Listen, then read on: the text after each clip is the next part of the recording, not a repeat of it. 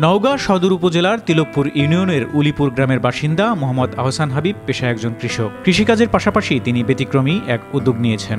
2019 সালে ইউটিউবে ভিডিও দেখে তিনি মাছের খাবারের বিকল্প হিসেবে পরিবেশ বান্ধব কালো সৈনিক পোকা উৎপাদনের খামার তৈরি করেন। কালো সৈনিক পোকা মাছদের খাওয়ানোর কারণে আমরা অনেক লাভবান হচ্ছি।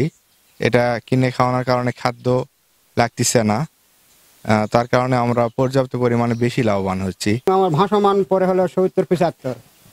এই যে দেখলাম যে পোকার একটা চাষ হচ্ছে, খুব সুন্দর লাগলো।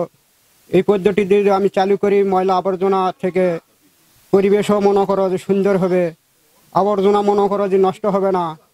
এই সবগুলা দেখে আমার খুব ভালো লাগলো। আমিও যদি এই পদ্ধতি চালু করতে পারি তাহলে আমার মাছের বেনিফিট ভালো হতে পারে।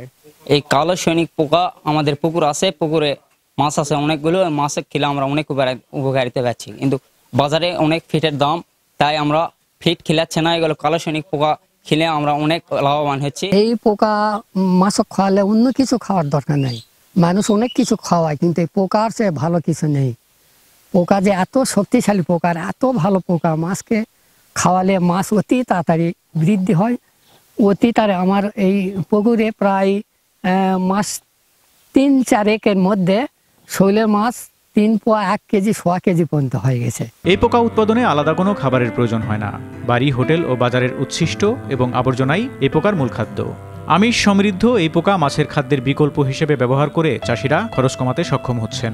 ফলে একদিকে ময়লা আবর্জনা ব্যবহারের মাধ্যমে পরিবেশ যেমন রক্ষা হচ্ছে, তেমনি বিষমুক্ত মাছ চাষে লাভবান হচ্ছেন চাষিরা। আমি 2 থেকে 3 বছর আগে কালো সৈনিক পোকা স্টার্ট করি, এবং স্টার্ট করার পরে মৌসুমী নওগাঁ সহযোগিতায় আমি এই পোকাটার উৎপাদন ক্রমেই বৃদ্ধি থেকে আরো বৃদ্ধি করতেছি, এবং এই পোকা মাছকে খাওয়ায়ে মাছের পর্যাপ্ত পরিমাণে গ্রোথ আসতেছে।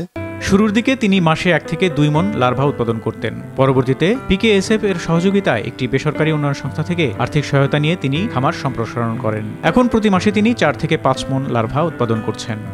আমরা কর্ম এলাকাতে আমরা কালো সৈনিক পোকা উৎপাদন এবং বাজারজাতকরণ এই কার্যক্রমটি আমরা জানুয়ারি 2023 সাল থেকে শুরু করেছি, এবং এরই ধারাবাহিকতায় আমরা চেষ্টা করে যাচ্ছি যে আমরা মৎস্য খাদ্যের বিকল্প হিসেবে এই কালো সৈনিক পোকাকে নিয়ে আমরা বাজারজাতকরণ এবং এর উন্নয়নে আমরা কাজ করতে পারবো মৎস্য সম্প্রসারণের ক্ষেত্রে। নিজের পুকুরের প্রয়োজন মিটিয়ে অতিরিক্ত পোকা বিক্রি করে হাবিব প্রতি মাসে 40 থেকে 50 হাজার টাকা আয় করছেন। এলাকায় তিনি এখন পোকা হাবিব নামে পরিচিতি পেয়েছেন এবং বেকার যুবকদের কাছে এক দৃষ্টান্ত স্থাপন করেছেন। তার এই উদ্যোগের মাধ্যমে এলাকায় ছোট ও মাঝারি আকারের নতুন অনেক খামার গড়ে উঠেছে।